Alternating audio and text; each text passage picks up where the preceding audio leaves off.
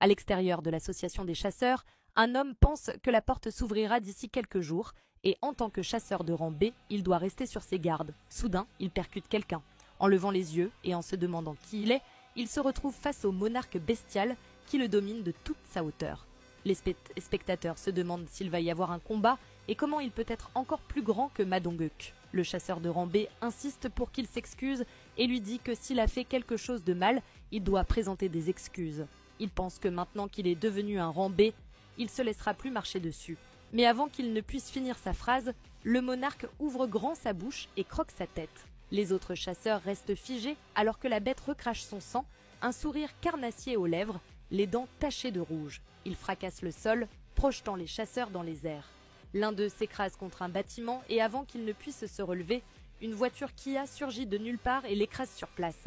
Alors que la poussière retombe, le monarque exige qu'on l'écoute et déclare qu'à partir de maintenant, il commencera à les chasser, utilisant ses crocs et ses griffes pour déchirer leur chair faible. Se proclamant roi des bêtes, le monarque bestial lance un défi à ceux qui oseraient l'affronter. Pendant ce temps, la chasseuse Cha étanche sa soif à une rivière lorsqu'elle apprend par Jinwoo qu'un excellent hôtel sert le petit déjeuner. Il l'invite à se joindre à lui et elle accepte. Jinwoo invoque Kaizel, ce qui pousse Cha à demander des précisions sur l'emplacement du restaurant. Jin la rassure. S'il court, il lui faudra à peine 5 minutes. Cha se demande alors combien de kilomètres il peut bien parcourir en si peu de temps.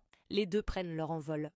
Jin Chul est alarmé d'apprendre qu'un intrus s'est introduit dans l'association des chasseurs. Il demande s'il y a des victimes, mais un agent lui répond qu'il ignore encore le nombre exact. Se prenant la tête entre les mains, Jin Chul sait qu'il reste encore quelques heures avant que la porte ne se brise et reconnaît en silence l'ampleur de ses responsabilités. Il demande des nouvelles de Jinwoo, mais l'agent lui révèle qu'ils n'ont pas réussi à le contacter, ce qui pousse le président à envisager de gérer la situation lui-même. Soudain, l'agent s'exclame, annonçant qu'un chasseur capable d'affronter le monstre est apparu. Le président suppose que Jinwoo est arrivé, mais l'agent précise que ce n'est pas lui. Il s'agit d'un chasseur de classe mondiale qui se trouvait simplement dans les environs. Lennart Nierman se tient prêt mais lutte contre ses doutes, se demandant si sa décision de rester à Séoul était dictée par le destin pour vaincre ce monstre. Brusquement, une voix lui ordonne de reculer. Thomas André le repousse en disant qu'il ne ferait que le gêner. Pendant ce temps, à l'hôtel, la nourriture a l'air délicieuse. Jinwoo décroche enfin son téléphone. Le président lui demande pourquoi ils n'ont pas pu le joindre jusqu'à présent. Jin répond qu'il était hors de la zone de couverture réseau jusqu'à maintenant. Jin Chul lui annonce qu'un monstre ravage les rues, ce qui pousse Jin à lui rappeler que le donjon ne devrait pas se briser avant plusieurs jours. Cependant, Jin Chul confirme que la situation est critique. Jin demande le nombre approximatif d'ennemis, mais le président répond qu'il n'y en a pas plusieurs, il n'y en a qu'un seul.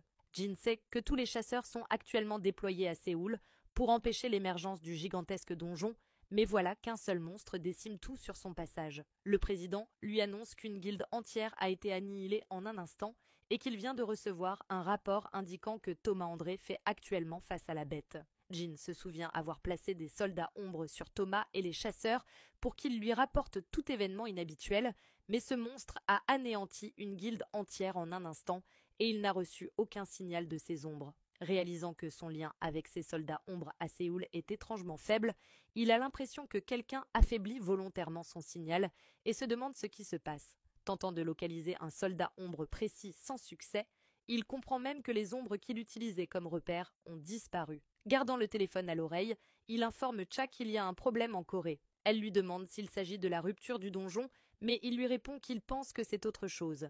Il explique qu'il s'agit d'un ennemi d'une puissance écrasante, qu'un chasseur de classe mondiale lui fait face et que son signal d'ombre est perturbé. Il demande alors au président si la créature a une ombre, affirmant qu'il doit absolument vérifier ce détail. Jin en vient à penser qu'ils ont peut-être caché un monstre colossal derrière des ombres invisibles. Lennart appelle nerveusement Thomas, tandis que les chasseurs s'excitent à l'idée de voir le Goliath en action. Il ordonne aux chasseurs de secourir les citoyens. Thomas, quant à lui, observe la créature et commente qu'il voit une bête enragée qui ne connaît pas sa place. Le monarque le regarde d'un air mauvais, alors que Thomas ajoute qu'il est normal que les bêtes folles soient battues à mort. Face à face, ils échangent un regard puissant. La bête lacère Thomas, mais ses griffes ne parviennent pas à percer sa peau. En réponse, le Goliath lui assène un coup de poing en plein visage, mais au même instant, le monarque lui enfonce son genou dans l'abdomen. Regardant son adversaire, il tend sa paume au-dessus de son visage avant de l'écraser violemment au sol. Et le combat continue. Choi Jong-in sort de sa voiture et demande où en est l'évacuation. Un chasseur lui répond qu'ils sont encore en train d'évacuer les civils à l'intérieur des immeubles. Il demande ensuite quelles guildes sont présentes et le chasseur lui répond que la guilde des faucheurs et la guilde du tigre blanc sont toutes deux déployées. Comme des chasseurs du monde entier sont rassemblés sur place, il pense que la subjugation de la bête ne tardera pas. Selon lui, la guilde des chasseurs devrait simplement se concentrer sur l'évacuation. Cependant, Choi n'est pas convaincu. Il réalise que Thomas André, un chasseur de rang nation, affronte actuellement le mystérieux monstre, mais cette présence immense lui semble encore plus terrifiante que celle qu'il a ressentie sur l'île de Jeju. Se demandant quel genre de monstre affronte le Goliath, il lève les yeux vers le ciel. Pendant ce temps, la bête vole à travers les airs avant de s'écraser contre un immeuble sous l'effet d'un des coups puissants du Goliath.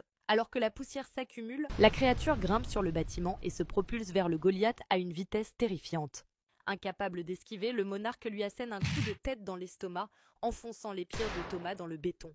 Pourtant, ce dernier garde son équilibre, saisit la bête et l'entraîne dans un suplex city, l'écrasant la tête la première contre le sol. Alors qu'il baisse les yeux, la bête frappe le crâne de Thomas d'un coup de pied, elle effectue un salto arrière et retombe sur ses pieds tandis que Thomas est projeté dans les airs. Le monarque affiche un sourire carnassier, tandis que le chasseur de rang nation se redresse et utilise son renforcement. Pendant ce temps, Baek Yoon-ho et la guilde des chasseurs arrivent sur le site de subjugation. Juste au moment où Baek demande si tout le monde est prêt, quelque chose s'écrase contre le bâtiment devant eux. Sous le choc, ils se demandent si cette chose est bien la bête magique qui a été signalée sur place. En regardant autour de lui, il comprend que cet homme doit être le légendaire Goliath, Thomas André. La guilde acclame le Goliath, tue le Thomas, tu es le meilleur, dit-il, mais Thomas leur ordonne de se mettre à couvert, traitant les imprudents d'idiots. La bête arbore un sourire sinistre, alors que Baek commence à se transformer, il remarque que ce monstre n'a rien de normal et qu'il devrait se transformer maintenant. Pourtant, il s'arrête immédiatement en faisant face au monstre. Le monarque observe, tandis que Baek baisse le regard, les comparant à un petit tigre face à un loup géant. Ayant le sixième sens d'un animal, Baek reprend forme humaine dans l'espoir de ne pas être reconnu comme une proie. Goliath et la bête s'affrontent, tandis que Baek s'éloigne, incapable de soutenir le regard de la créature. Le combat continue. Abonne-toi pour la suite.